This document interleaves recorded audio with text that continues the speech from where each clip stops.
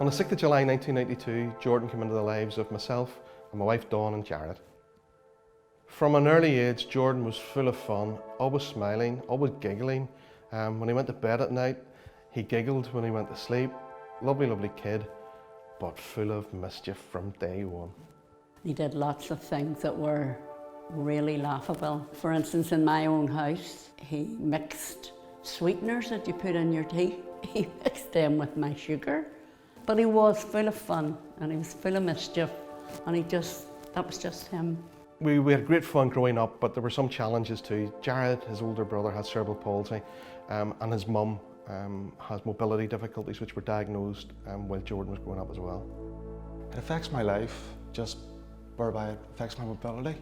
Growing up, Jordan knew or was aware of that from his young age, so he always sort of became my protector. He always looked out for anyone. It doesn't matter if it was me, my mum, or anyone else for that matter. He just wanted to look after people and make sure they were okay, and he was always there to help. When Jordan was 9 years old, when we were on holiday and we were walking past, and it was this homeless man that was sitting there begging, and Jordan stopped, walked back, and he put some money in the cup. But then Jordan said, look, I don't need the money, he needs it more than me. So Mum and Dad were pleased at what he had done, so that sort of shows me his sort of nature.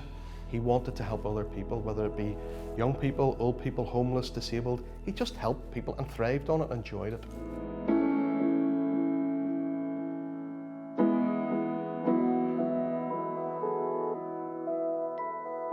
At 13, Jordan was diagnosed with having epilepsy, and around that time he'd been having some seizures at school. Jordan, probably a bit like myself with my own disability, sort of thought, I'm not going to change the way I do things, I'm just going to live my life as normal. He had a very, very good relationship with his rugby coach at the school, who treated him as a young adult as opposed to a pupil. He was a team player. He was the guy that would go along and lift somebody up if they missed a tackle or they weren't having a great game. He was the guy that took things seriously, but also knew that there was something more important in sport than just winning or losing, and that was the relationships that were being built through that process. Jordan's always been, in my mind, the arm around, the shoulder guy that would have needed it.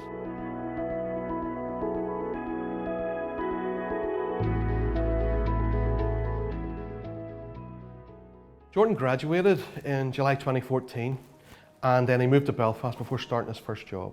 In October 2014, 12th of October, a day I'll never forget, whenever I got a call from his friend to say, Jordan is having a seizure and he doesn't seem to be coming round from it. I was in work whenever I got a call. It was a missed call from Jordan's phone about 5 minutes before, and I rang back and sort of said, hi, what's up? And then it was, hi Jenny, it's Jared.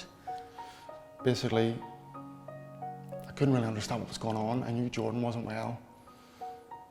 As a result of the seizure, he hadn't come round, and his heart had stopped in the house.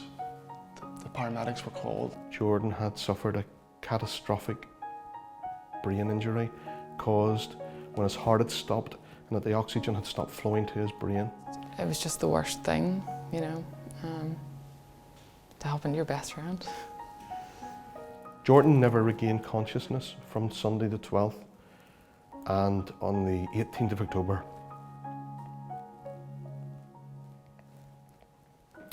he died. I remember that thinking that night, whenever he died, how I had held him in his arms the day he was born, and I held him in my arms on the night he died. We were trying to make arrangements for what was going to happen, and then we found out that he'd registered as an organ donor. I think that it gave great comfort to all of us whenever we knew he had done that. It was such a reflection that he was going to do something so lovely to give life to other people when they had no control over their circumstances either. From he was a young kid up until he was 22, just wanted to help others regardless. And again, me personally, I'll always be proud and thankful that he did that.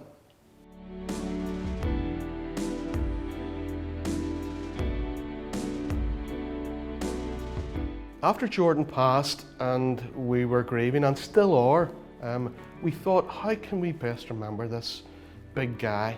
And I thought, let's start a charity in his memory. Jordan's gift was his organs, so we thought we'll carry that on in the charity, because we're raising money and that's our gift, but Jordan's gift in that respect. I just feel so proud that something amazing can come from such a terrible experience, and so proud that he can have his name to something that's going to do such wonderful things for other people. Hence we've started this to keep his memory alive for us, family and friends, and to help other people as well. I like to remember him like that, the happy times that we had with him. What colour should the horse be? Just whatever colour she has. I don't know, what would you like? Just whatever colour she has. Okay. Alright, so is that okay? Just the horsey request? A fun person, a loving person, who would do anything for anyone regardless of the situation. I'd always do it with the best intentions. I'm just the best brother ever. I'd like everyone who thinks about Jordan, when they hear his name, to smile, because that's what he would have brought into my life, along the corridors and at school and on the pitches. So think of Jordan, smile, and know that he's smiling.